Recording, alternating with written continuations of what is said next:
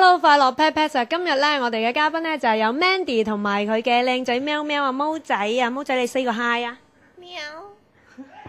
喂 Mandy 啊，嗱，我知道咧，通常啊 MV 裏邊嘅男主角咧都係靚嘅 model 啊，咁你啱啱嗰隻 MV 咧入邊咧，就男主角咧就係毛仔喎，點解會有個 idea 揀隻喵喵嘅？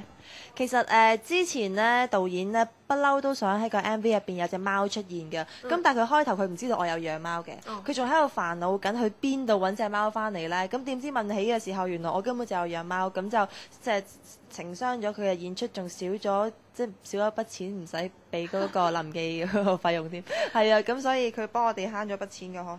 咁其實阿毛仔有冇收到呢個模特兒費用啊？冇啦，梗係阿媽媽就俾一罐糧我食，獎勵下我咁咯。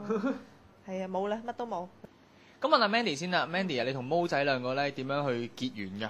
我同佢呢啲真係不打不相識。咁啊，其實點解會有養貓呢一回事呢？因為其實我自細都有養嘅，咁但係自己搬咗出嚟住之後，就一直都即係自己孤家寡人一個。咁、但係即係經歷咗幾年嘅呢啲咁寂寞嘅時光呢，咁有時翻到屋企都想有個人等下我嘅，咁有隻貓等下我嘅，咁所以嗰陣時係上年嘅平安夜啊，咁我幾個朋友呢就送我一隻貓俾我咯，因為佢哋都知道我一直都想養貓，咁佢哋都知道又悶啦又自閉啦咁樣，佢話諗住想可以即係改變下我喺屋企即係悶嘅性格咯，咁就送咗佢俾我咯。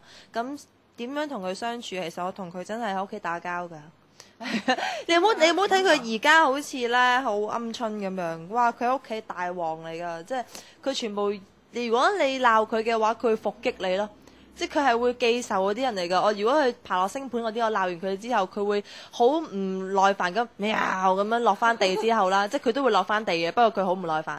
跟住之後佢會喺台凳後面啦，趴喺度睺我行過嘅時候，突然之間衝出嚟撲落我度咯。佢係會報仇嗰啲嚟㗎，因為佢仔啦，所以我覺得佢嗰個仔嘅性格其實係幾出嘅，佢係一個幾橫蠻嘅細路嚟㗎咯，其實係。佢只係嚇下你啫，咁有冇喺你啲床啊、凳啊嗰度屙下嘢啊？佢其實好乖嘅，因為佢嚟我屋企到依家咧都未試過即係大小二便就四圍去咁樣咯。其實好聰明咯，我覺得佢就，不過佢就好中意，佢好中意咬。佢好中意咬人咯，但係佢嗰啲咬佢又唔係真係用力咬嘅，因為我懷疑佢咧開始唔記得自己係隻貓，佢唔知點解佢唔出爪，佢係咪都中意用牙咬咯？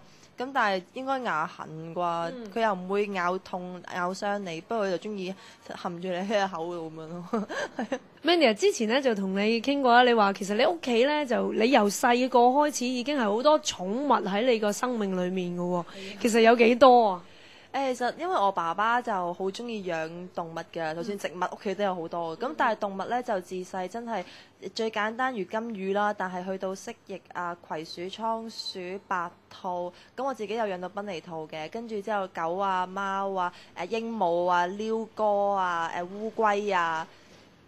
同埋我曾經喺上海住幾個月，喺嗰段時間仲養過松鼠咯。